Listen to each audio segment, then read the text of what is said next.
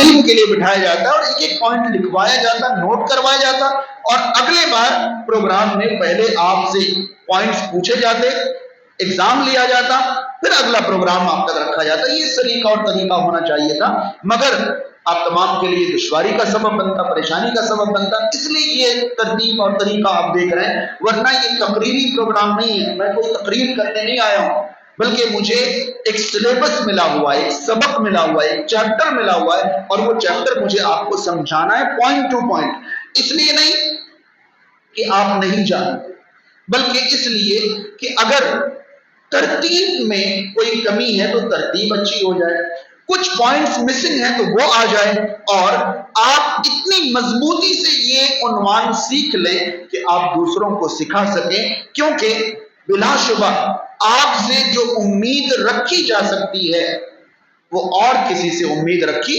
نہیں جا سکتی۔ شاید آپ کو معلوم ہوگا کہ توحید پر ابھی تک 8 پروگرام کیے گئے، یہاں شاید کچھ پروگرام نہیں ہو پائے،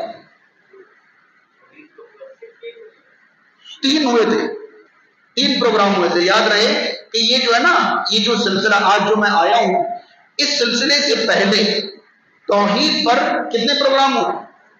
8 پروگرام ہوئے، جو ہمارا جو تحریک کا حصہ ہے۔ دراصل امروہہ سے ایک فکر یہ سامنے لائی گئی کہ مراد آباد کے اطراف میں جو جماعت کے قصبے ہیں، گاؤں ہیں، علاقے ہیں، ان علاقوں میں جو اسلام کی بنیادیں ہیں، وہ بنیادیں عوام میں سے کچھ لوگوں کو اس طرح سکھا اور سمجھا دیا جائے کہ علماء کے موجود ہونے نہ ہونے پر بھی وہ کم سے کم موٹی موٹی بنیادی چیزیں وہ دوسروں کو سمجھا سکیں اور بتا سکیں۔ اس ارادے سے یہ پروگرام شروع کیا گیا تھا، اور ماشاءاللہ ماشاءاللہ لائیے بیٹے، یہ ویڈیو بنائیے، لائیے، ماشاءاللہ یہ جذبہ ہوتا ہے۔ یہ شیخ آپ کو لائیے، آئیے شیخ، آپ آئیے، آپ کہاں بچ رہے ہیں؟ آئیے ادھر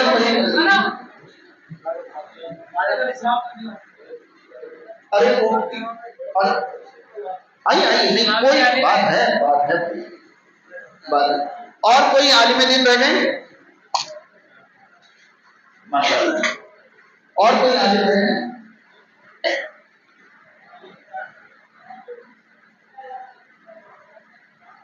یاد رہے کہ یہ جو نظام ہے، اس میں کہیں سے کہیں تک آپ یہ نہ سمجھیں کہ آپ کمتر ہیں، یہ برتر ہیں، ایسا کچھ نہیں ہے۔ دیکھیے امام صاحب سب سے آگے کھڑے ہوتے یا نہیں کھڑے ہوتے، مگر نماز ان پر بھی اتنا ہی فرض ہے جتنا آپ پر پڑھتے ہیں، وہ اپنی پڑھتے ہیں، آپ اپنی پڑھتے ہیں، بس یہ کہ کسی نہ کسی کی اقتدا تو ہوگی نا۔ تو یہاں بٹھانے کا صرف مطلب یہ ہے تاکہ آپ کو پتہ چلے کہ دین کے معاملے میں اللہ نے ان کو امامت عطا فرمائی ہے، انہیں امر ہے یہ دین کے معاملے میں۔ باقی اللہ کے یہاں فضیلت میں انسانوں کے درمیان کوئی فرق نہیں ہے۔ آپ اگر ایک بار سبحان اللہ کہیں گے تو جتنا ثواب ملے گا، میں کہوں گا تو مجھے بھی اتنا ہی ثواب ملے گا۔ فضیلت میں انسانوں کے درمیان کوئی فرق بالکل نہیں۔ آپ کی 2 رکعت اور میری 2 رکعت اللہ کے یہاں فضیلت کے اعتبار سے کیا ہے؟ برابر ہے نا۔ تو یہ ہرگز نہ سمجھے کوئی، یہ صرف ایک امامت یا علم کا احترام ہے۔ بس انسان ہونے کے ناطے ہم سب لوگ برابر ہیں، اور اللہ کے یہاں ہمارے درمیان کوئی فرق نہیں۔ تو میں یہ سمجھا رہا تھا کہ یہ جو پروگرام تھا یہ اس طرح شروع کیا گیا تھا تاکہ دین کی بنیادیں سکھائی جا سکے۔ 8 پروگرام توحید پر ہوئے، اس کے بعد یہاں 3 ہو پایا، لیکن امروہہ سے یہ جو مراد آباد کے اطراف میں یہ شروع ہوا کہ 13 مقامات پر پروگرام ہے۔ کتنے؟ مراد آباد کے اطراف میں 13 مقامات پر یہ پروگرام ہوئے، اور تقریباً ہر جگہ 8 پروگرام ہوئے توحید پر۔ توحید کے لیے کتاب التوحید نامی شیخ محمد ابن عبد الوہاب رحمہ اللہ کی کتاب کو سلیبس بنایا گیا تھا، اور اس کتاب کے چیپٹر کی روشنی میں 8 لیکچر کرائے گئے ہر مقام پر۔ 8 پروگرام جب توحید پر ہو گئے، تب ان 13 مقامات سے ذمہ داران اور ائمہ کو امروہہ بلایا گیا اور وہاں ان تمام سے رائے لی گئی اور یہ پوچھا گیا کہ ابھی تک جو پروگرام ہوئے اس سے آپ کو فائدہ ہوا، آپ کو مناسب لگا، ضرورت محسوس ہوئی، اور آئندہ یہ پروگرام کرائے جائیں یا نہیں کرائے جائیں، کیونکہ توحید کا جو پہلا تھا وہ تو پورا ہو چکا ہے، اب کرائیں یا نہیں کرائیں۔ الحمدللہ 13 کے بجائے 15 مقامات سے لوگ آئے اور 15 مقامات سے یہ مطالبہ ہوا کہ یہ پروگرام آگے بڑھایا جائے، یہ سلسلہ آگے چلایا جائے۔ اب یہ اگلی سیریز شروع ہوئی ہے اتباع سنت، آج سے اتباع سنت کی سیریز شروع ہوئی ہے۔ اتباع سنت پر آج پہلا پروگرام ہے، یاد رہے اتباع سنت پر کئی پروگرام آپ کے سامنے آئیں گے اگر ہر مہینے پروگرام ہوا تو۔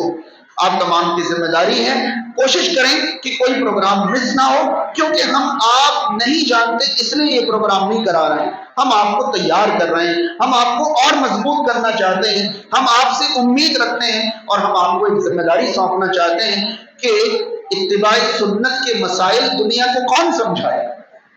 آپ کی ذمہ داری ہے، یہ آپ کو سمجھانی پڑے گی اور آپ ہی سمجھا سکتے ہیں، کیونکہ اتباع سنت کے علمبردار تو آپ نہیں، اتباع سنت کا دعویٰ تو آپ کا ہے، آپ ہی سمجھائیں گے نا۔ تو اس لیے یہ سیریز شروع کی گئی، آج پہلی کڑی ہے اس کی۔ آئیے اب ہم اصل بات کی طرف چلتے ہیں۔ یہ تعلیم اور تربیت والا پروگرام ہے، تقریری پروگرام نہیں ہے۔ کوئی انداز وغیرہ کے انتظار میں نہ رہیں کہ ابھی مولانا جوش میں آئیں گے اور فلاں فلاں، بالکل نہیں۔ آپ دو وہ ایک ایک پوائنٹ نوٹ کریں ذہنوں میں، دلوں میں، اور جن لوگوں کو دلچسپی ہو بار بار اس کو سنیں، جو یہ ریکارڈ کیا جا رہا ہے بار بار سنیں اور ایک ایک پوائنٹ ذہن میں ڈالیں انشاءاللہ۔ اب میں اپنی بات شروع کرتا ہوں اور بہت کم وقت میں اپنی بات انشاءاللہ میں پوری کر دوں گا۔ سب سے پہلی چیز، اللہ تعالیٰ نے انسان کو دنیا میں کیوں بسایا؟ پہلی چیز بھائی، آپ سب لوگ مجھ سے بات کریں گے اور میں اب بھی گزارش کروں گا، جو لوگ باہر ہیں اب بھی گنجائش ہے اندر آئیں، کیونکہ مجھ سے بات چیت کرنی ہے سب کو، یہ تعلیم ہے، یہاں تو آپ کو بولنا پڑے گا، مجھے کم آپ کو زیادہ۔ اندر ادھر آ جائیں، گنجائش ہے ابھی، اور جو لوگ باہر ہیں ادھر اندر آ جائیں انشاءاللہ۔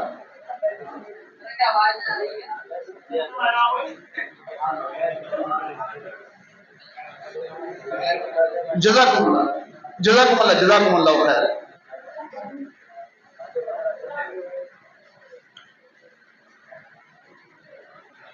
ہاں تو یہ پہلا سوال تھا، یہاں سے ہم شروع کریں گے۔ اتباع سنت کو سمجھنے کے لیے پہلی بنیاد جو ہمارے دماغ میں ہونی چاہیے وہ یہ کہ اللہ نے دنیا میں انسان کو کیوں بسایا؟ جی، اللہ تعالیٰ نے انسان کو دنیا میں کیوں بسایا؟ اپنی عبادت کے لیے۔ جواب ٹھیک ہے؟ اپنی عبادت کے لیے۔ جواب ٹھیک ہے؟ قرآن مجید سورہ زاریات آیت نمبر 56 اللہ تعالیٰ نے فرمایا وَمَا خَلَقْتُ الْجِنَّ وَالْإِنسَ إِلَّا لِيَعْبُدُونِ، ہے نا، میں نے جن اور انسان کو نہیں پیدا کیا مگر تاکہ وہ صرف میری عبادت کریں۔ یاد رہے تقریباً تمام مفسرین نے یہاں یعبدون کا معنی یوحدون لکھا ہے، تاکہ وہ صرف میری عبادت کریں اور میرے علاوہ کسی کی عبادت نہ کریں۔ یعنی اللہ تعالیٰ نے انسان کو دنیا میں اس لیے بسایا ہے تاکہ ہم صرف اللہ کی عبادت کریں، اللہ کی عبادت کریں۔ یہ جواب صحیح تو ہے لیکن مکمل نہیں ہے۔ مکمل یہ ہے جی تاکہ ہم صرف اللہ کی عبادت۔ دیکھیے فرق سمجھیے، سب لوگ پوری توجہ دیں اور فرق سمجھیں۔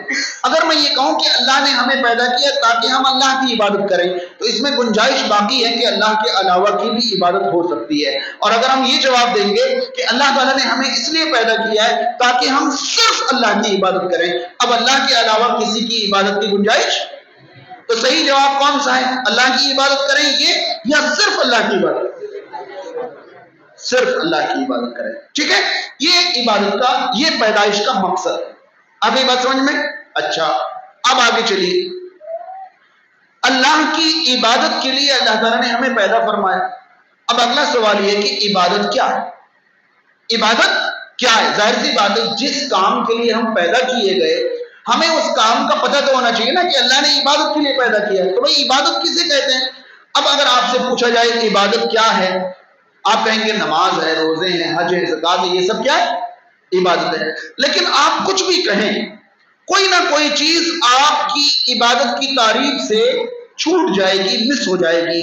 عبادت کی کوئی ایسی تعریف بیان کریں جس سے عبادت کی کوئی قسم مسنگ نہ ہو، چھوٹے نہیں، یہ میں بتا دیتا ہوں، مگر دھیان سے سنیں اور یاد رکھیں۔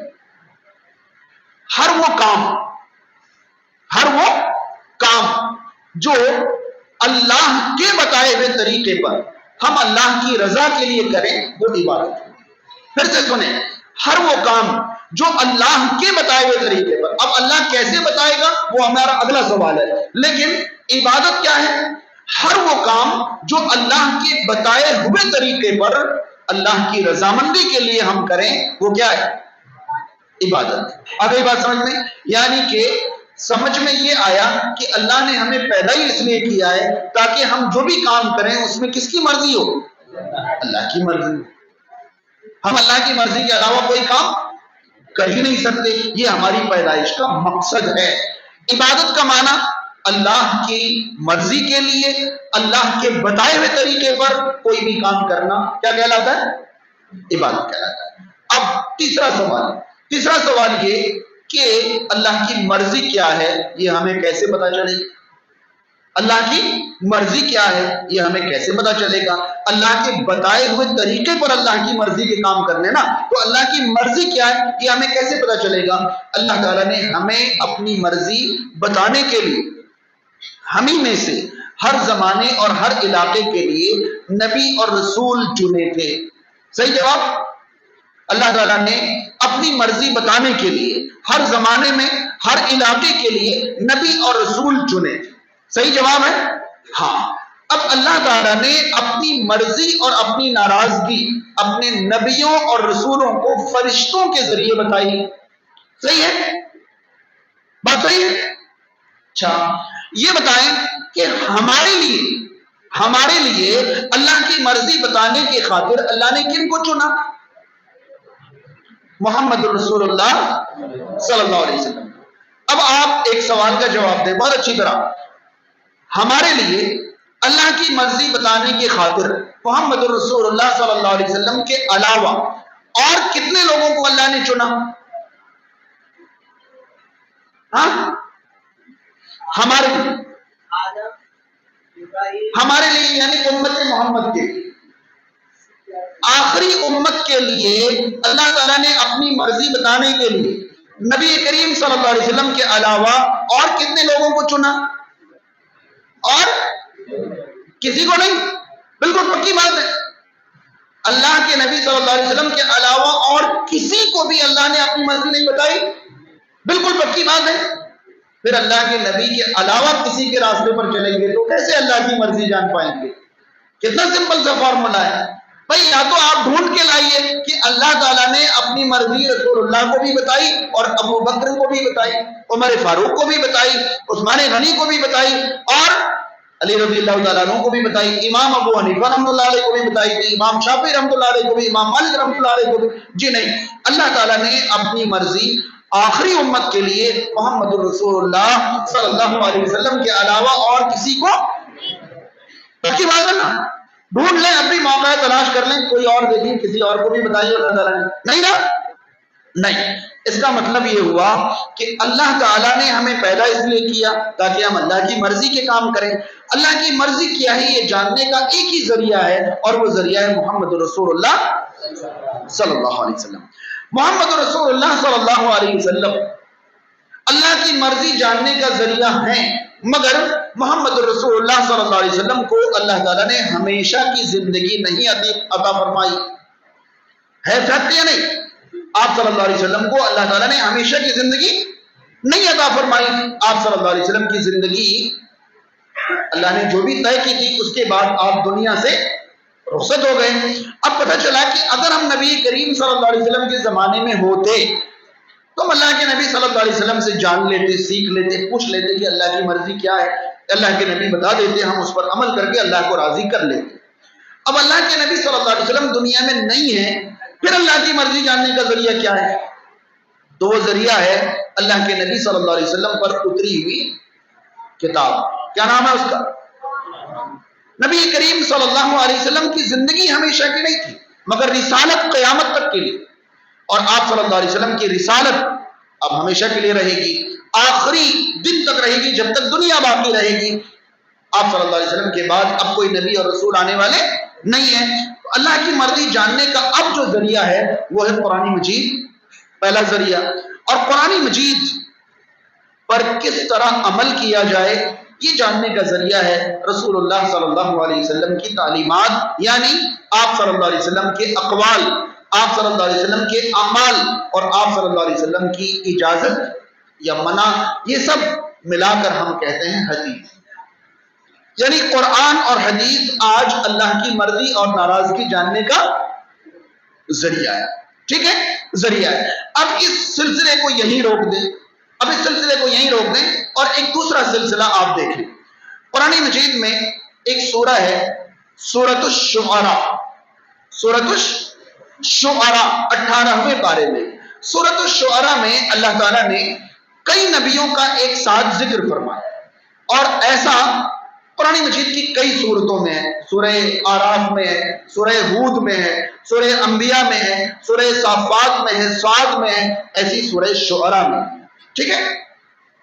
سورہ شعراء میں اللہ نے کئی نبیوں کا ایک ساتھ ذکر فرمایا ہے، تو میں اور ساری صورتوں کے بجائے سورہ شعراء کا ذکر کیوں کر رہا ہوں؟ کیونکہ سورہ شعراء میں جتنے نبیوں کا ذکر اللہ نے فرمایا ہے ان تمام نبیوں کی طرف سے کہا جانے والا ایک جملہ اس سورہ کے اندر موجود ہے۔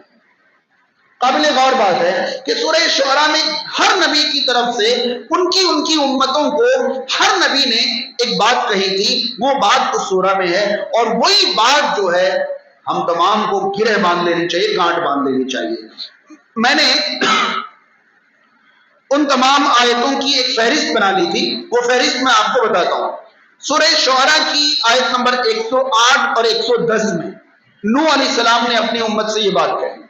آیت نمبر 126 میں ابراہیم علیہ السلام نے، آیت نمبر 131، 144، 150، 163، 179، ان تمام آیتوں میں انبیاء کرام نے اپنی امتوں سے ایک بات کہی، اور یہ ساری آیتیں سیم ہیں، ایک زبر زیر کا بھی فرق نہیں ہے۔ آپ سب جانتے ہیں یہ آیت کیا ہے؟ فاتقوا اللہ وَأَطِیعُونِ، سیم آیت، ٹھیک ہے۔ 110، 112، 108، 110، 126، 131، 144، 150، 163، 179، 8 مقامات پر ایک ہی صورت میں یہ آیت ہے فاتقوا اللہ وَأَطِیعُونِ۔ جانتے ہیں اس کا سمپل سا معنی کیا ہوتا ہے؟ اللہ سے ڈرو اور میری فرما برداری کرو۔ یہ میری فرما برداری کرو کہنے والے ہر زمانے کے نبی تھے، یعنی آپ کی زندگی میں دو ہی کام ہیں، اللہ سے ڈرنا ہے، اور اللہ سے ڈرنے کا جو طریقہ ہوگا وہ اس وقت کے نبی سے سیکھنا ہے۔ آئی بات سمجھ میں؟ اور کوئی تیسرا کام ہی نہیں ہے ہماری زندگی میں۔ ہماری زندگی کام یہ اللہ کی عبادت کریں اور جو اس زمانے کے رسول ہیں ان کی اطاعت میں کریں، ان کی اطاعت میں کریں۔ ان کی اطاعت کے بنا ہر زمانے کے نبی نے اپنی امت کو یہی سکھایا تھا، اللہ سے ڈرو، مگر ڈرنے کا جو طریقہ ہوگا وہ کس کا بتایا ہوا ہوگا؟ وہ میرا بتایا ہوا ہوگا۔ ہر زمانے کے رسول نہیں کہا تو وہ میرا بتایا ہوا ہوگا۔ تم اپنے گھر سے طریقے نہیں بناؤ گے، کوئی اور نہیں بنائے گا، کتنے بڑے علامہ ہوں، کتنے بڑے فہامہ ہوں، کتنے بڑے عالم ہوں، مجتہد ہوں، فقیہ ہوں، کوئی بھی ہوں، اللہ کی عبادت کا طریقہ کوئی نہیں بنائے گا، کیونکہ اللہ کی عبادت کا طریقہ بنانے کا اختیار صرف اور صرف اللہ کے وقت کے نبی کو ہوتا ہے، اور کسی کو، اور نبی کو بھی اپنی طرف سے نہیں ہوتا، تو اللہ تعالیٰ کا ذریعہ ہے ہم تک اللہ کی بات پہنچانے کا۔ تو اللہ کے نبی نے جو بھی باتیں بتائی ہیں وہ اللہ کے نبی کی باتیں ہے ہی نہیں، وہ تو اللہ تعالیٰ کی باتیں، کیونکہ اللہ تعالیٰ کی باتیں ہم تک پہنچنے کا ذریعہ نبی ہوتے ہیں، کوئی اور ذریعہ نہیں ہوتا ہے۔ تو اتنی بات سمجھ میں آ گئی؟ ہر نبی نے اپنی امت سے یہ کہا ہے اللہ کی عبادت کرو، مگر طریقہ کس کا ہوگا؟ نبی کا طریقہ ہوگا۔ آئی بات سمجھ میں؟ اب آئیے ایک بہت ضروری بات سمجھتے ہیں۔ اب میں اور خاص توجہ چاہوں گا، ماشاءاللہ آپ تمام کی توجہ قابل دید ہے، قابل تعریف ہے، اور بھی توجہ چاہوں گا۔ پہلے سوال پر واپس آنا، اللہ تعالیٰ نے ہمیں کیوں پیدا کیا؟ تاکہ اللہ تعالیٰ کی صرف عبادت کریں، تاکہ صرف اللہ کی عبادت کریں۔ اب جو ہے عبادت کے ساتھ کیا بڑھ جائے گا؟ صرف اللہ کی عبادت کریں، ٹھیک ہے؟ اب ایک بات آپ کو میں سمجھانا چاہتا ہوں، بہت دھیان سے سنیں۔ نبی کریم صلی اللہ علیہ وسلم جس وقت رسول بنائے گئے آپ صلی اللہ علیہ وسلم کا 3 قسم کے لوگوں سے سامنا ہوا. کتنی قسم کے لوگوں کا؟ کتنی قسم کے لوگوں سے؟ 3 قسم کے لوگوں سے. دیکھیں، سب سے پہلے نبی کریم صلی اللہ علیہ وسلم کا سامنا ہوتا ہے آپ کے رشتہ داروں سے جو مکہ کے ہیں اور ان کا دین ہے بت پرستی. وہ کیا کرتے ہیں؟ بتوں کی پوجا کرتے ہیں، بت پرستی کرتے ہیں. آپ صلی اللہ علیہ وسلم کا پہلا سامنا مکہ کے مشرکین سے ہوا جو آپ کے رشتہ دار تھے، جن میں آپ پلے بڑے تھے، ان کے درمیان آپ کی زندگی گزری تھی اور ان کا دین بت پرستی کا تھا. مگر اللہ کے نبی صلی اللہ علیہ وسلم نے رسول بننے کے بعد ان کو کیا کہا ہوگا کہ اے لوگوں کیا کرو؟ ہاں، اے لوگوں کیا کرو؟ اللہ کی عبادت کرو. ظاہر سی بات ہے جب رسول آتے ہی اس لیے ہیں تاکہ اللہ کی عبادت کرائیں، تو رسول اللہ صلی اللہ علیہ وسلم نے سب سے پہلے مکہ کے لوگوں سے کہا لوگوں کیا کرو؟ آپ کو پتا ہے مکہ والوں کا جواب کیا تھا؟ ہاں، مکہ والوں کا جواب کیا تھا؟ حیران ہو جائیں گے اور شاید میرا عنوان سمجھ میں آ جائے اگر یہ بات سمجھ میں آ جائے. مکہ والوں کا جواب یہ تھا کہ ہم اللہ کی عبادت نہیں کریں گے. یہ جواب تھا. جی یہ جواب تھا. نہیں، ہم اللہ کی عبادت نہیں کریں گے یا نہیں کرتے ہیں، ایسا جواب نہیں تھا. پتہ ہے ان کا جواب کیا تھا؟ ہم تو اللہ کی عبادت کرتے ہیں، ہم تو اللہ کی عبادت کرتے ہیں. اب مزے کی بات یہ ہے کہ رسول کریم صلی اللہ علیہ وسلم ان سے کہہ رہے ہیں اللہ کی عبادت کرو. یا ایھا الناس اعبدوا ربکم الذی خلقکم والذین من قبلکم لعلکم تتقون. یہ سورہ بقرہ میں پہلی آیت ہے جس میں ڈائریکٹ کسی کام کا حکم دیا گیا اور وہ حکم ہے اپنے رب کی عبادت کا. تو رسول کریم صلی اللہ علیہ وسلم مکہ والوں سے کہہ رہے ہیں اپنے رب کی عبادت کرو. مکہ والے کہتے ہیں ہم تو ابراہیم علیہ السلام کے دین پر ہیں. کن کے دین پر؟ ہم ملت ابراہیم پر ہیں. اور یہ جو تم سب دیکھ رہے ہو نا، یہ اللہ کی مرضی نہیں ہوتی تو ہم کرتے ہی نہیں. آپ کو حیرانی ہوگی، آنکھیں کھلی کی کھلی رہ جائیں گی. آپ میں سے جو دلچسپی رکھنے والے حضرات ہیں سورۃ الانفال کی آیت نمبر 35 پڑھیں. سورۃ الانفال کی آیت نمبر 35 پڑھیں. آپ پائیں گے کہ مکہ کے مشرکین کی ایک عادت کو اللہ تعالی نے صلاۃ کہا ہے، نماز کہا ہے. پھر سے میں بتا رہا ہوں، سورۃ الانفال کی آیت نمبر 35 کے اندر اللہ تعالی نے فرمایا وما کان صلاتهم عند البیت الا مکاء وتصدیہ. ان کی صلات، ان کی نماز بیت اللہ کے اندر سیٹی بجانا اور تالی بجانا، یہ ہے ان کی نماز. حیرانی کی بات یہ نہیں کہ وہ سیٹی بجاتے تھے، تالی بجاتے تھے بیت اللہ کے اندر. حیرانی کی بات یہ ہے کہ ان کی سیٹی اور ان کی تالی کو اللہ نے کیا کہا؟ کیا کہا اللہ تعالیٰ؟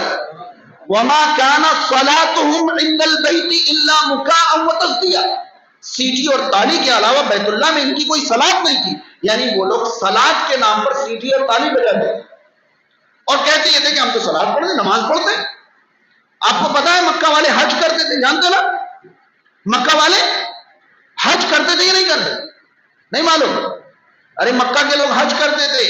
آپ کی آنکھیں کھلی کی کھلی رہ جائیں گی.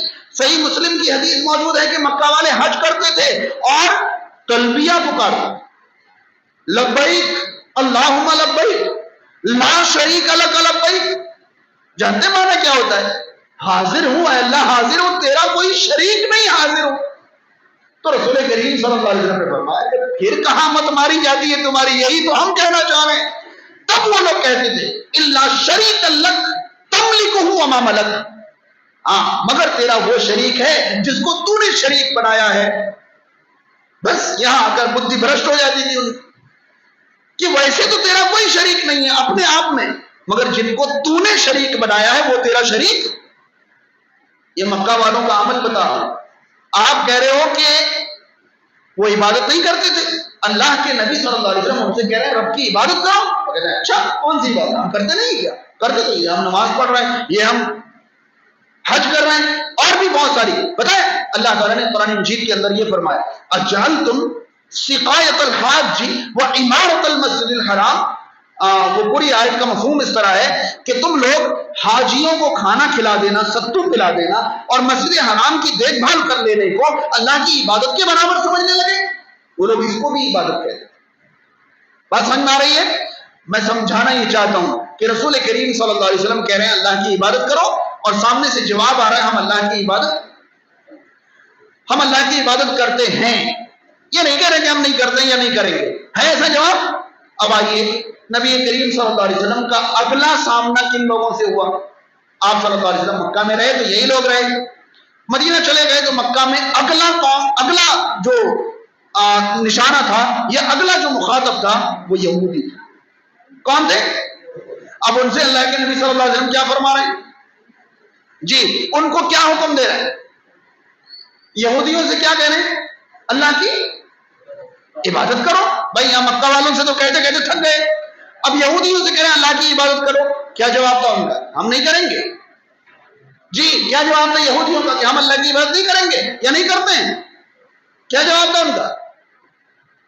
ہم تو اللہ کی عبادت کرتے ہیں۔ بھائی سمجھنے کی بات ہے یا نہیں؟ رسول کہہ رہے ہیں عبادت کرو، وہ کہہ رہے ہیں ہم تو کرتے ہیں، تو پھر کیا کروانا چاہتے ہیں رسول کریم بھائی صلی اللہ تعالیٰ علیہ وسلم؟ کیا کروانا چاہتے ہیں؟ وہ تو پہلے سے کہہ رہے ہیں ہم کرتے ہیں۔ آپ قرآن مجید کی کچھ آیتیں پڑھیے، سورۃ البقرہ کی آیت نمبر 111 پڑھیے۔ پتہ ہے یہود اور نصارہ کہتے تھے کہ ہمارے علاوہ کوئی جنت میں نہیں جائے، وَقَالُوا لَن يَدْخُلَ الْجَنَّةَ إِلَّا مَنْ كَانَ هُودًا أَوْ نَصَارَىٰ تِلْكَ أَمَانِيُّهُمْ قُلْ هَاتُوا بُرْهَانَكُمْ إِن كُنتُمْ صَادِقِينَ۔ وہ کہتے تھے یہودی، اور دھیان چاہوں گا اور توجہ چاہوں گا، اس آیت میں یہ کہا جا رہا ہے کہ وَقَالُوا لَن يَدْخُلَ الْجَنَّةَ إِلَّا مَنْ كَانَ هُودًا أَوْ نَصَارَىٰ۔ وہ کہتے تھے کہ جنت میں کوئی داخل نہیں ہوگا مگر جو یہودی ہو یا نصارہ ہو۔ مگر مزے کی بات یہ ہے کہ یہودی یہ بات نہیں کہتے تھے، نصارہ یہ بات نہیں کہتے تھے، بلکہ یہودی کہتے تھے صرف یہودی جنت میں جائیں گے، نصارہ بھی نہیں جائیں گے، اور نصارہ کہتے تھے صرف نصارہ جائیں گے، یہودی بھی۔ اگر سننے میں کسی کو ایسا لگتا ہو کہ شاید یہ کہتے ہوں کہ ہم دونوں جائیں گے باقی نہیں، جی نہیں، ایسا بھی نہیں تھا، کیونکہ سورہ بقرہ کی آیت نمبر 111 ہے، آپ آیت نمبر 113 پڑھیں تو آپ پائیں گے اللہ تعالیٰ فرماتا ہے وَقَالَتِ الْيَهُودُ لَيْسَتِ النَّصَارَىٰ عَلَىٰ شَيْءٍ وَقَالَتِ النَّصَارَىٰ لَيْسَتِ الْيَهُودُ عَلَىٰ شَيْءٍ۔ نصارہ کہتے تھے یہود کچھ نہیں، بیکار کے لوگ ہیں یہ۔ وَقَالَتِ الْيَهُودُ لَيْسَتِ النَّصَارَىٰ عَلَىٰ شَيْءٍ، یہ کسی چیز پر قائم نہیں ہے، بیکار لوگ، گئے گزرے لوگ ہیں۔ نصارہ کہتے ہیں یہود گئے گزرے، اور وقالت اليهود ليست النصارى على شيء، اور نصارہ کہتے اور یہود کہتے تھے نصارہ گئے گزرے، یہ کچھ نہیں ہے، مطلب وہ ایک دوسرے کو بھی جنتی نہیں سمجھتے تھے۔ اور پتہ ہے سورہ مائدہ کی آیت نمبر 18 پڑھیے، حیران رہیں گے آپ، اللہ تعالیٰ فرماتا ہے وقالت اليهود والنصارى نحن ابناء الله واحباؤه۔ یہود اور نصارہ کہتے تھے ہم اللہ کے بیٹے ہیں اور اللہ کے چہیتے ہیں۔ یہ قرآن کی بات بتا رہا ہوں میں، یہ ان کی کتابوں کی بات نہیں بتا رہا ہوں، قرآن کہتا ہے سورہ مائدہ کی آیت نمبر 18 میں وقالت اليهود والنصارى نحن ابناء الله واحباؤه۔ یہود کہتے تھے ہم اللہ کے بیٹے ہیں، اللہ کے محبوب ہیں، نصارہ کہتے تھے ہم اللہ کے بیٹے ہیں، اللہ کے محبوب ہیں۔ اللہ تعالیٰ نے جواب دیا قل فلم يعذبكم بذنوبكم، اچھا تم اللہ کے بیٹے ہو، اللہ کے چہیتے ہو، تمہارے گناہوں پر اللہ نے تم پر عذاب کیسے اتار دیا؟ اللہ تعالیٰ اپنے بیٹے اور اپنے محبوب پر عذاب اتارے گا؟ بل انتم بشر ممن خلق، جس طرح میں نے انسان پیدا کیا اسی طرح تم عام انسان ہو، ہوا میں اڑنے کی ضرورت نہیں زیادہ۔ بل انتم بشر ممن خلق، جس طرح میں نے انسان پیدا کیے تم وہی انسان ہو، اور کچھ بھی دکھانا یہ تھا کہ ادھر یہ کہہ رہے ہیں ہم عبادت کرتے ہیں، ادھر وہ کہہ رہے ہیں ہم عبادت کرتے ہیں، ادھر وہ کہہ رہے ہیں ہم عبادت کرتے ہیں، اور رسول کریم صلی اللہ علیہ وسلم کہہ رہے ہیں اللہ کی عبادت کرو۔ کیا فرق تھا جس عبادت کا مطالبہ رسول کریم صلی اللہ علیہ وسلم کر رہے ہیں اس میں، اور جو عبادت یہ سب لوگ کر رہے تھے اس میں کیا فرق تھا؟ کچھ تو فرق رہا ہوگا نا۔ بھائی مکہ کے مشرکین کی عبادت کو رسول کریم صلی اللہ علیہ وسلم عبادت سمجھتے ہیں؟ اللہ کے رسول صلی اللہ علیہ وسلم مکہ کے مشرکین کی عبادت کو عبادت سمجھتے ہیں؟ اگر عبادت سمجھتے تو پھر کیوں کہتے ہیں عبادت کرو؟ یہود کی عبادت کو عبادت سمجھتے ہیں؟ نصارہ کی عبادت کو عبادت سمجھتے ہیں؟ نہیں، جانتے ہیں ان تینوں کی عبادت میں اور رسول کریم صلی اللہ علیہ وسلم جس عبادت کا حکم دے رہے ہیں اس میں ایک لکیر کا فرق ہے، ایک جملے کا، اور وہ فرق ہے اتباع رسول کا۔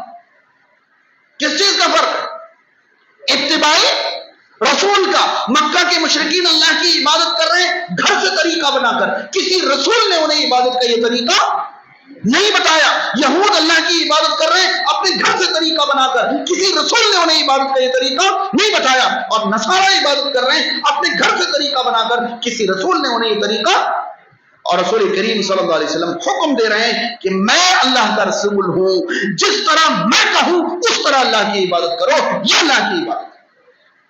آئی بات اتباع سنت سمجھ میں؟ ہاں، کہ آپ عبادت کرتے چلے جاؤ، کوئی گنتی نہیں اللہ کی، کب تک؟ جب تک وہ عبادت کس کی اتباع میں نہ ہو؟ رسول کی اتباع میں۔ اب آئیے ہم وہاں چلتے ہیں جہاں سے بات ہم نے شروع کی۔ ہمیں پیدا اس لیے کیا گیا تاکہ ہم اللہ کی عبادت کریں۔ عبادت کہتے ہیں اللہ کی مرضی کے کاموں کو اللہ کے بتائے ہوئے طریقے پر۔ میں نے کہا تھا نا، اللہ کے بتائے ہوئے طریقے، یہی تو فرق تھا۔ مکہ کے مشرکین جو عبادت کر رہے ہیں وہ اللہ کا بتایا ہوا طریقہ نہیں ہے، یہود اور نصارہ جو عبادت کر رہے ہیں وہ اللہ کا بتایا ہوا طریقہ نہیں ہے، اسی لیے تو وہ عبادت نہیں ہے۔ مگر ان کی نظر میں تو وہ عبادت ہے۔ آپ کی نظر میں ہزار عبادت ہو، مانتے رہو، کہتے رہو، سمجھتے رہو، جب تک عبادت اللہ کے رسول کے بتائے ہوئے طریقے پر نہ ہو، اللہ کی نظر میں وہ عبادت نہیں۔ آ گئی بات سمجھ میں؟ اب آگے چلیے کہ اللہ نے ہمیں پیدا کیا تاکہ صرف اللہ کی عبادت کریں۔ عبادت کہتے ہیں اللہ کے بتائے ہوئے طریقے پر، اللہ کی مرضی پر عمل کرنے کو، اور اللہ کی مرضی ہمیں پتہ چلے گی رسول کریم صلی اللہ علیہ وسلم سے، اور رسول کریم صلی اللہ علیہ وسلم کی زندگی کے بعد قرآن اور حدیث سے، قرآن اور حدیث سے۔ اب آئیے ہم جو آج کا موضوع تھا اتباع سنت کا مفہوم یا اتباع کا مفہوم، یہ آج کا عنوان ہے۔ اب آپ دیکھیں اتباع کیا ہے؟ اتباع کیا ہے؟ اتباع عربی کا لفظ ہے جس کا آسان سا معنی ہے کسی کے پیچھے چلنا، کسی کے پیچھے چلنا آسان سا معنی ہے۔ اور شریعت کی بھاشا میں اتباع کہتے ہیں رسول اللہ صلی اللہ تعالی علیہ وسلم کے نقش قدم پر، بتائے ہوئے طریقے پر چلنے کو اتباع کہتے ہیں۔ قرآن مجید میں اتباع کے بارے میں جو باتیں ہیں اس کو ایک پروگرام میں سمیٹ پانا ناممکن، مگر کچھ چیزیں میں نے آپ کے لیے جمع کی، بہت تھوڑی سی چیزیں۔ پہلی چیز، قرآن مجید سورہ آل عمران آیت نمبر 31، اللہ تعالیٰ فرماتا ہے قل ان کنتم تحبون اللہ فاتبعونی یحببکم اللہ۔ اے نبی کریم صلی اللہ علیہ وسلم آپ فرما دیجئے اگر تم اللہ سے محبت کرتے ہو تو میری اتباع کرو، اللہ تم سے محبت کرنے لگے گا۔ کس کی اتباع کرو؟ رسول اللہ صلی اللہ علیہ وسلم کی۔ پتہ چلا کہ اس آیت میں اللہ تعالیٰ نے یہ بتایا کہ اگر تمہیں اللہ کی محبت چاہیے، کیونکہ اللہ سے محبت تو شاید مکہ کے مشرکین کو بھی، یہود اور نصارہ کو بھی تھی، مگر اللہ کی محبت انہیں حاصل نہیں ہوئی۔ کیوں؟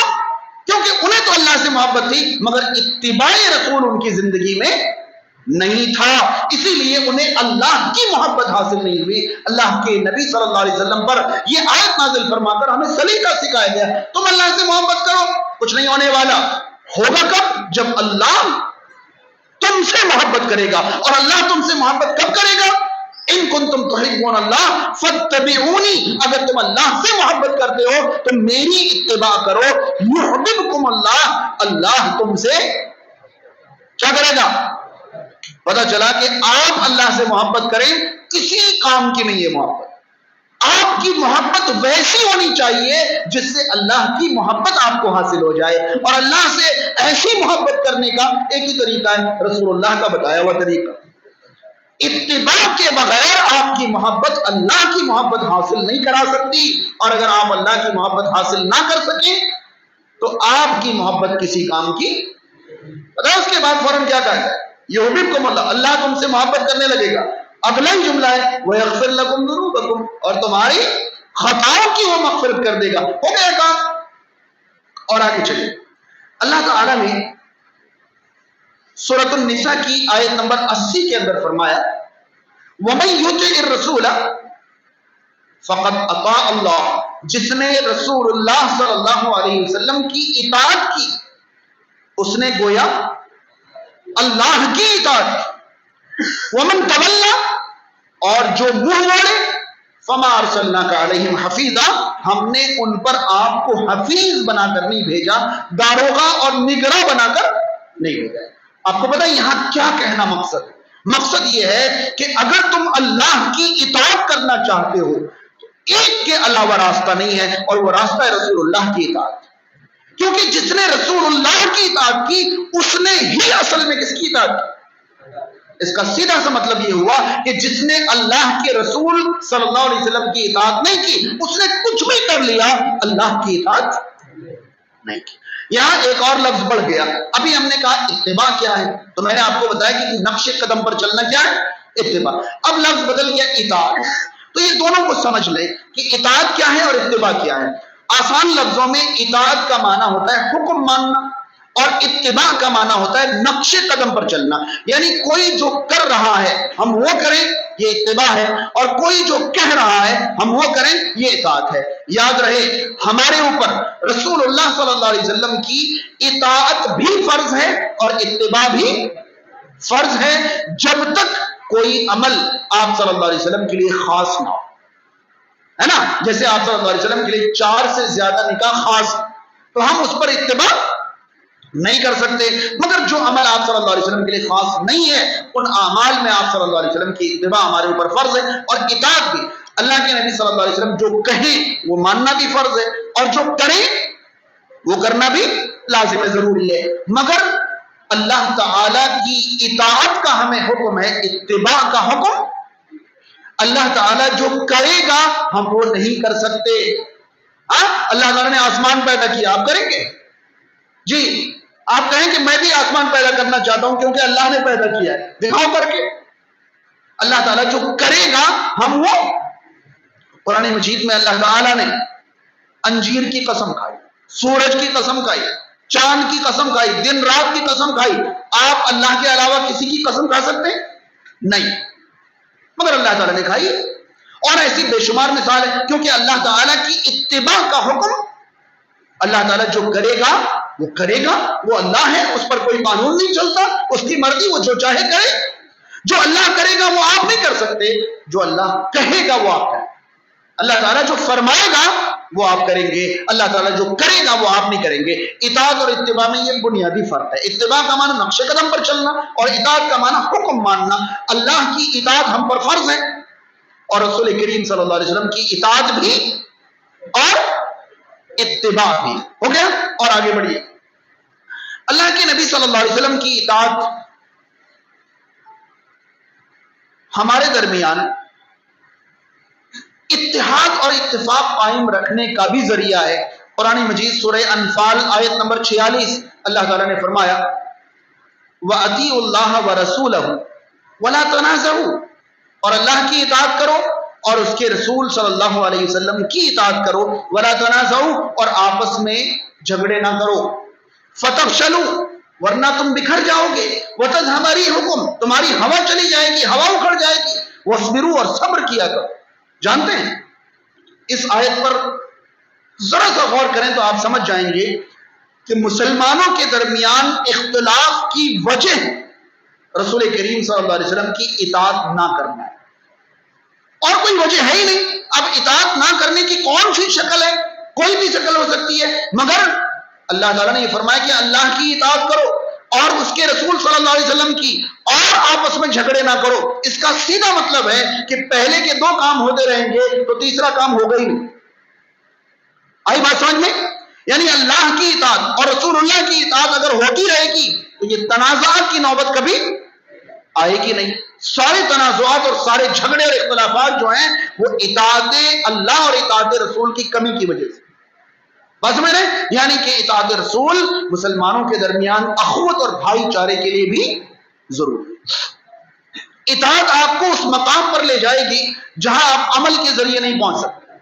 جہاں آپ عمل کے ذریعے نہیں پہنچ سکتے، اطاعت آپ کو اس مقام پر لے جائے گی. قرآن مجید سورۃ النساء آیت نمبر 69 پڑھیں. اللہ رب العالمین نے فرمایا وَمَن يُطِعِ اللَّهَ وَالرَّسُولَ فَأُولَٰئِكَ مَعَ الَّذِينَ أَنْعَمَ اللَّهُ عَلَيْهِمْ من النبیین والصدیقین والشہداء والصالحین وحسن اولئک رفیقا. جس نے اللہ کی اطاعت کی اور رسول کریم صلی اللہ علیہ وسلم کی اطاعت کی، وہ ان لوگوں کے ساتھ ہوگا جن پر اللہ نے اپنا انعام فرمایا ہے۔ وہ کون ہوں گے؟ نبیین، صدیقین، شہداء اور صالحین، وحسن اولئک رفیقا، اور یہ بڑے شاندار ساتھی ہیں، ان سے اچھے ساتھی ہو ہی نہیں سکتے۔ پتہ یہ چلا کہ آپ اپنا اتنا سا کام کریں مگر کس بنیاد پر کریں؟ اطاعت رسول کی بنیاد پر، اتباع رسول کی بنیاد پر۔ آپ کا کوئی بھی کام اطاعت رسول کے خلاف نہ ہو تو آپ کا عمل کم بھی ہو، ضروری عمل کے بعد آپ بہت زیادہ عمل نہ بھی کر سکیں، اور جو بھی عمل کریں وہ رسول اللہ صلی اللہ علیہ وسلم کی اطاعت میں کریں، تو انشاءاللہ آپ جنت میں انبیاء، صدیقین، شہداء اور صالحین کے ساتھ۔ آئی بات سمجھ میں یا نہیں؟ اس کے بعد چلیے، یہ تو ترغیبی باتیں تھیں، رغبت دلائی جا رہی تھی کہ ایسا کرو یہ فائدہ ہوگا۔ اب ترغیب کی بات ہے، اطاعت نہ کرنے پر کیسے ڈرایا گیا آپ دیکھیں۔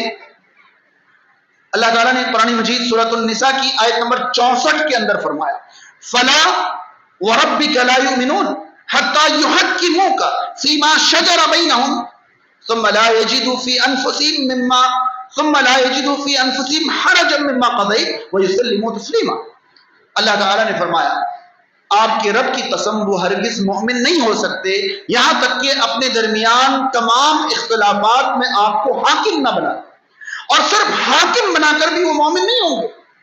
آپ کے فیصلے کے بعد وہ اپنے دل میں کوئی تنگی محسوس نہ کریں اور آپ کے فیصلے کو دل و جان سے تسلیم نہ کر لیں، تو آپ کے رب کی قسم وہ مومن نہیں ہو سکتے۔ اب یہ ترغیب نہیں ہے، اب یہ رغبت نہیں دلائی جا رہی، لالچ نہیں دلائی جا رہی کہ اطاعت کرو جنت ملے گی، جی نہیں، اطاعت نہیں کرو گے تو مومن ہی نہیں، اور مومن نہیں ہو تو آخرت میں کامیابی کے بارے میں سوچنا بھی بے ایمانی۔ ارے بات سمجھ میں؟ اگر رسول کریم صلی اللہ علیہ وسلم کو ہر معاملے میں فیصل نہیں بناؤ گے، حاکم نہیں بناؤ گے تو مومن ہی نہیں۔ قرآن مجید سورۃ النساء آیت نمبر 115 کے اندر اللہ رب العالمین نے فرمایا، وَمَن يُشَاقِقِ الرَّسُولَ مِن بَعْدِ مَا تَبَيَّنَ لَهُ الْهُدَى وَيَتَّبِعْ غَيْرَ سَبِيلِ الْمُؤْمِنِينَ نُوَلِّهِ مَا تَوَلَّى وَنُصْلِهِ جَهَنَّمَ وَسَاءَتْ مَصِيرًا۔ اللہ تعالیٰ نے فرمایا جو رسول کریم صلی اللہ علیہ وسلم کی مخالفت کرے ہدایت کے واضح ہو جانے کے بعد، اور مومنین کے راستے کے علاوہ، یاد رہے تمام علماء کا اتفاق ہے کہ یہاں مومنین سے مراد صحابہ کرام، صحابہ کرام کے راستے کے علاوہ کسی راستے پر چلے، نوَلِّهِ مَا تَوَلَّى، وہ جدھر مڑا ہے ہم اسے ادھر ہی موڑ دیں، جدھر اس کا رخ ہے ہم اسی طرف اسے لگا دیں گے، وَنُصْلِهِ جَهَنَّمَ، اور اسے جہنم میں داخل کر دیں گے، وَسَاءَتْ مَصِيرًا، اور یہ بڑا برا ٹھکانہ۔ آئی بات سمجھ میں؟ اس کے بعد اور آگے چلیں، قرآن مجید سورہ محمد کی آیت نمبر 33 کے اندر اللہ رب العالمین نے فرمایا، یا ایھا الذین آمنوا اطیعوا اللہ واطیعوا الرسول ولا تبطلوا اعمالکم، اے وہ لوگوں جو ایمان لائے ہو اللہ کی اطاعت کرو اور رسول کریم صلی اللہ علیہ وسلم کی اطاعت کرو اور اپنے اعمال کو بیکار نہ کر لو۔ سارے کے سارے مفسرین متفق ہیں کہ یہاں اعمال بیکار کرنے کا مطلب یہ ہے کہ رسول اللہ صلی اللہ علیہ وسلم کی اطاعت کی مخالفت کر کے اپنے اعمال کو برباد نہ کر لو، بیکار نہ کر لو۔ یہاں ترغیب نہیں ہے، رغبت نہیں دلائی جا رہی، ڈرایا جا رہا ہے کہ اگر دن رات، ہفتے، مہینے، سال اور عمر بھر محنت پر محنت کرتے رہو مگر تمہاری یہ محنت اگر رسول اللہ کی اطاعت میں نہیں ہے تو تبطلوا اعمالکم میں چلا جائے گا، یہ اعمال بیکار ہو جائیں گے، اللہ کے یہاں یہ اعمال قابل قبول نہیں۔ قرآن مجید سورۃ النور کی ایک مشہور آیت کے اندر اللہ رب العالمین نے یہ فرمایا، وما كان لمؤمن ولا مؤمنة اذا قضى الله ورسوله امرا ان يكون لهم الخيرة في امرهم، اللہ اور اس کے رسول صلی اللہ علیہ وسلم جب کسی کام کا فیصلہ کر دیں، اس فیصلے پر کسی مومن مرد اور کسی مومن عورت کو کوئی اختیار باقی نہیں رہتا، کوئی چوائس اور آپشن باقی نہیں رہتا، ان کے اوپر لازم ہے کہ وہ اللہ اور اس کے رسول کے فیصلے کو کیا کریں؟ تسلیم کریں۔ یاد رہے قرآن مجید سورۃ الحجرات کی آیت نمبر 1 کے اندر اللہ تعالیٰ نے فرمایا، یا ایھا الذین آمنوا لا تقدموا بین یدی اللہ ورسولہ واتقوا اللہ ان اللہ سمیع علیم، اے وہ لوگوں جو ایمان لائے ہو اللہ اور اس کے رسول صلی اللہ علیہ وسلم سے آگے نہ بڑھو، آگے نہ بڑھو، اللہ سے آگے نہ بڑھو، رسول اللہ سے آگے نہ بڑھو۔ یہ بتائیے کوئی چاہ کر بھی اللہ سے آگے بڑھ سکتا ہے؟ جی کوئی چاہ کر بھی اللہ سے آگے بڑھ سکتا ہے؟ نہیں، تو پھر کیوں منع کیا گیا؟ کوئی چاہ کر بھی رسول اللہ صلی اللہ علیہ وسلم سے آگے بڑھ سکتا ہے؟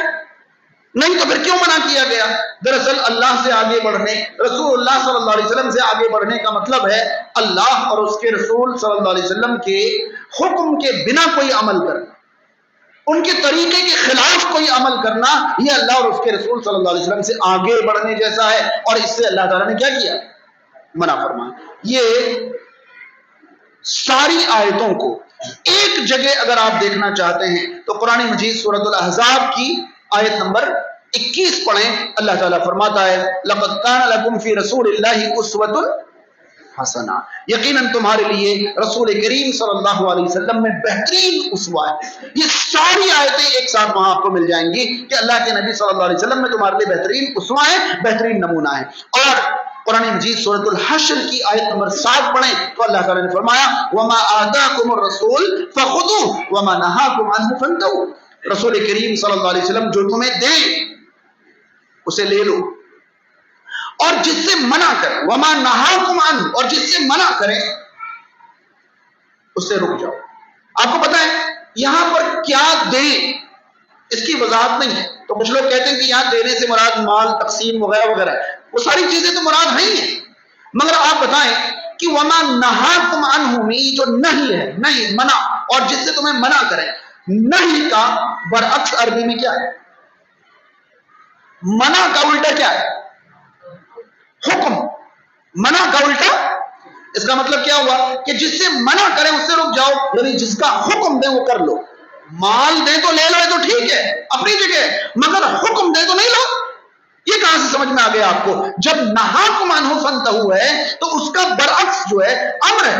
وما آتاکم الرسول میں تمام چیزوں کے ساتھ امر بھی شامل ہے کہ رسول کریم صلی اللہ علیہ وسلم تمہیں جس چیز کا حکم دیں اس کو لے لو، قبول کر لو، اور جس سے منع کریں اس سے رک جاؤ۔ یہ آیتیں پڑھتے چلے جائیں ختم نہیں ہوں گی، سینکڑوں ایسی آیتیں قرآن مجید میں موجود ہیں، کیونکہ اللہ تعالیٰ نے انسان کو دنیا میں بسایا ہی اس لیے، انبیاء کو بھیجا ہی اس لیے ہے۔ ہر زمانے میں ہر نبی نے اپنی امت کو اس کے علاوہ کچھ سکھایا ہی نہیں کہ عبادت اللہ کی کرو اور اطاعت اللہ کے رسول کی کرو، اس کے علاوہ تو کچھ سکھایا ہی نہیں۔ ارے بات سمجھ میں؟ تو یہ اطاعت رسول یا اتباع سنت کا معنی اور مفہوم تھا، یہ تقاضے تھے۔ اب آخری بات آج کی یہ ہے کہ اتباع کے مقابلے میں جو سب سے مشہور چیز مسلمانوں میں ہے وہ تقلید ہے۔ اتباع کے بالمقابل سب سے مشہور چیز جو دنیا کے مسلمانوں میں ہے وہ کیا ہے؟ تقلید ہے۔ تقلید کیا ہے؟ تقلید کا لغوی معنی ہے گلے میں پٹا ڈال لینا۔ تقلید کا لغوی معنی گلے میں پٹا ڈال لینا، اور تقلید کا اصطلاحی یا شرعی معنی ہے نبی کے علاوہ کسی بھی شخص کی ساری باتوں کو اپنے لیے دلیل مان لینا، کیونکہ نبی کی ساری بات تو ہمارے لیے دلیل ہے، نبی کی ساری بات ہمارے لیے دلیل ہے، نبی کے علاوہ کسی کی بھی ساری بات کو اپنے لیے دلیل مان لینا، یہ تقلید کا اصطلاحی یا شرعی معنی ہے۔ اور نبی کے علاوہ کوئی ایسی شخصیت یا ایسی ہستی نہیں ہے جن کی ساری بات ہمارے لیے کیا ہو؟ دلیل ہو۔ یاد رہے ہم اور آپ ائمہ کرام کی شان میں کبھی بھی کوئی نامناسب بات، نامناسب جملہ، نامناسب کلمات نہ کہا کریں۔ ائمہ کرام اس بات کے قصوروار نہیں ہیں کہ ان کے نام یا ان کی باتوں پر بعد میں مسلک بنا لیے گئے۔ کسی بھی امام نے اپنی باتوں کی پابندی کا حکم نہیں دیا تھا، کسی بھی امام نے اپنی باتوں پر مسلک بنانے کا حکم نہیں دیا تھا۔ ہم ائمہ کرام کا نام اگر ترحم کے بنا، رحمت بھیجے بنا لیتے ہیں تو ہم ائمہ کرام کی محنت کو نکار رہے ہیں۔ ظاہر سی بات ہے اللہ کے رسول صلی اللہ علیہ وسلم نے صحیح بخاری کتاب القضاء کے اندر ایک مشہور حدیث کے درمیان ایک مشہور حدیث کے اندر ارشاد فرماتے ہیں الحاکم اذا اجتہد، حاکم جب اجتہاد کرتا تو کبھی کبھی اجتہاد صحیح بھی بیٹھتی ہے اور کبھی کبھی اجتہاد میں خطا بھی ہو جاتی ہے، مگر حاکم اگر اجتہاد کرے اور وہ خطا کی طرف چلا جائے تب بھی ان کو ایک اجر ملتا ہے، ایک ثواب ملتا ہے، اور اگر ان کی اجتہاد صحیح بیٹھ جائے تو ثواب۔ بھائی ائمہ کرام تو اجتہاد صحیح ہونے کی شکل میں ڈبل اجر کے مستحق ہیں، مگر اجتہاد میں خطا کرنے کی شکل میں ایک اجر کے مستحق ہیں، مگر ان کی اجتہاد میں اگر کہیں خطا ہو گئی ہو، بعد میں جب امت کو پتہ چل جائے کہ نص قرآنی یا نص رسالت کے بعد یہ اجتہاد خطا ہے تو کیا اس پر عمل کرنے پر بھی ثواب ملے گا؟ بھائی وہ تو مجتہد تھے، انہوں نے اگر خطا بھی کی تو وہ قابل اجر ہیں، مگر اس خطا پر ہدایت واضح ہونے کے بعد عمل کرنے پر اجر ملے گا؟ تو یہ تو بعد والوں کی خطا ہے نا، تو آپ بعد والوں کو کہیں نا ائمہ کرام کے بارے میں کبھی بھی گستاخانہ کلمات نہ کہا کریں، ائمہ کرام کا نام اور ذکر آئے تو آپ ترحم کیا کریں اور یہ کہا کریں کہ ائمہ کرام کے نام پر جو تم نے کیا ہے نا اس سے ہرگز ائمہ کرام راضی نہیں ہوتے۔ آپ مجھے بتائیے اگر نصارہ عیسیٰ علیہ السلام کو اللہ کا بیٹا کہنے لگے تو کیا آپ عیسیٰ علیہ السلام سے نفرت کرنے لگو گے؟ نعوذ باللہ من ذالک کرو گے؟ کیا عیسیٰ علیہ السلام نے یہ کہا تھا کہ میں اللہ کا بیٹا ہوں؟ کیا عیسیٰ علیہ السلام نے یہ کہا تھا اللہ کو چھوڑ کر میری عبادت کرو؟ نہیں۔ اگر نصارہ انہیں اللہ کا بیٹا کہہ دے یا ان کی عبادت کرنے لگے تو نصارہ کا قصور ہے، عیسیٰ علیہ السلام کا کوئی قصور نہیں۔ تو ہم تقلید کے بارے میں جب بھی بات کرتے ہیں ائمہ کرام کے بارے میں وہ کیا جانتا تھا، کیا علم تھا اسے، کتنا علم تھا اسے، جی نہیں، آپ ایسا نہیں کہہ سکتے۔ پوری امت اگر انہیں مجتہد مانتی ہے تو آپ ان کے اجتہاد کی عزت کریں، قدر کریں، احترام کریں۔ ہاں خطا پر عمل کسی بھی طرح کار ثواب نہیں ہے، اور اگر کوئی کہے نہیں ان سے کوئی خطا ہی نہیں ہو سکتی تو کہنے والے کی غلطی، انہوں نے کبھی کہا کہ ہم سے کوئی خطا نہیں ہو سکتی؟ آپ نے ائمہ کرام کے اقوال نہیں پڑھے؟ امام ابو حنیفہ رحمہ اللہ کا یہ فرمان کون نہیں جانتا کہ جو صحیح حدیث ہے وہی میرا دین ہے، وہی میرا مذہب، اذا صح الحدیث فهو مذہبی، مساجد میں لگا ہوا ہوتا ہے، یعنی انہیں اس بات کا اعتراف تھا۔ وہ کہا کرتے تھے اپنے شاگردوں سے کہ میری باتیں نہ لکھا کرو، ابھی میں کچھ کہتا ہوں صبح کو رجوع کر لیتا ہوں، صبح کہتا ہوں شام کو رجوع کر لیتا ہوں، میری باتیں نہ لکھا کرو۔ انہیں اس بات کا اعتراف تھا کہ خطا مجھ سے۔ امام مالک رحمۃ اللہ علیہ فرماتے تھے رسول کریم صلی اللہ علیہ وسلم کی مسجد کی طرف دکھا کر کہ اس قبر والے کے علاوہ دنیا میں کوئی ہے ہی نہیں جس کی ہر بات لی جا سکے، بس یہ ہیں جن کی ہر بات لینے کے قابل ہے، ورنہ ہر ایک کی بات لینے کے قابل بھی ہوتی ہے۔ اور امام شافعی رحمۃ اللہ علیہ فرمایا کرتے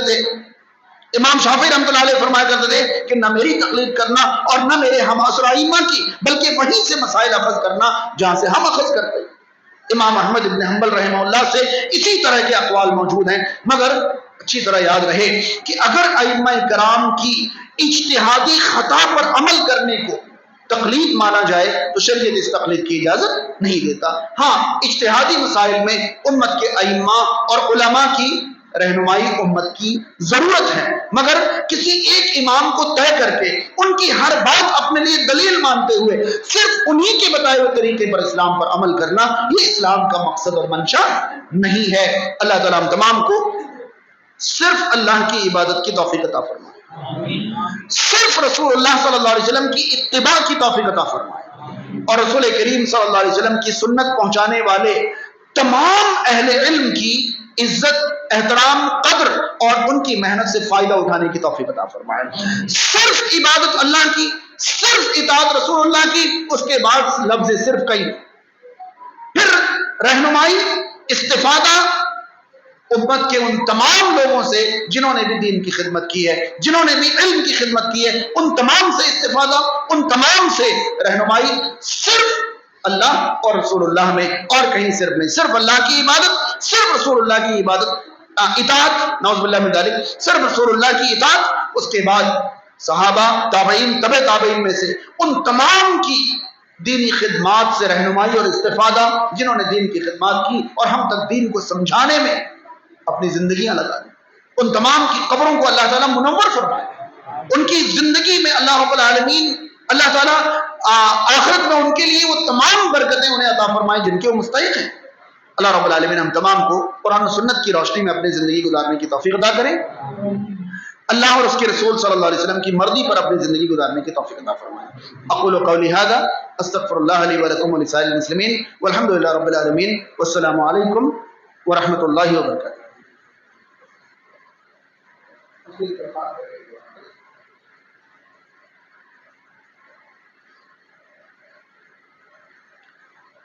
हाज़रीन, आम तौर पर मजलिस ख़त्म होने पर दुआएं की जाती हैं, कहीं दो चार जुमलों की, कहीं दो चार घंटों की, कहीं और कुछ की। लेकिन याद रहे, जब भी कोई खतीब अपनी बात पूरी करता है तो चाहे एक जुमला ही सही वो दुआ का तो ज़रूर कहता है। कम से कम इतना तो ज़रूर कहता है कि जो बातें कही गई हैं उस पर अमल की। और महफिल में इससे जामे दुआ और क्या होगी कि भाई जिस मकसद से हम जमा हुए थे उस मकसद पर अमल की तौफीक अता करे। अब उसके बाद कोई कितनी लंबी दुआ करे, कोई कितनी मुख्तसर दुआ करे, लेकिन इस तरह दुआ करना कि जो कुछ हमने सुना, जो कुछ हमने समझा, उससे बिल्कुल जहन दूसरी तरफ चला जाए और लोग दुआ ही के लिए आए कि भाई आज दुआ होगी या इस टाइम दुआ होगी, तो खिताबत और गुफ्तगू वगैरह के। अबू दाऊद की हदीस के मुताबिक नबी करीम सल्लल्लाहु अलैहि वसल्लम का ये फरमान मौजूद है कि जब कोई किसी महफिल से उठे और उठने से पहले ये दुआ पढ़ ले तो महफिल की सारी कोताहियों को अल्लाह ताला माफ कर देगा। वो कफ़ारतुल मजलिस है और मजलिस से बर्खास्त की वो दुआ आप सल्लल्लाहु अलैहि वसल्लम से साबित है। बाकी दुआ के लिए मवाक़े हैं, अल्फाज हैं, आपकी ज़रूरत है और अल्लाह ताला है। आप जब चाहें, जो चाहें, जिस तरह चाहें अल्लाह से दुआ करें, मगर मजलिस बर्खास्त करने के लिए तो हम वही पढ़ें जो रसूल करीम सल्लल्लाहु अलैहि वसल्लम ने सिखाई है। सुब्हानक अल्लाहुम्मा व बिहम्दिका अशहदु अल्ला इलाहा इल्ला अंता अस्तगफिरुका व अतूबु इलैक।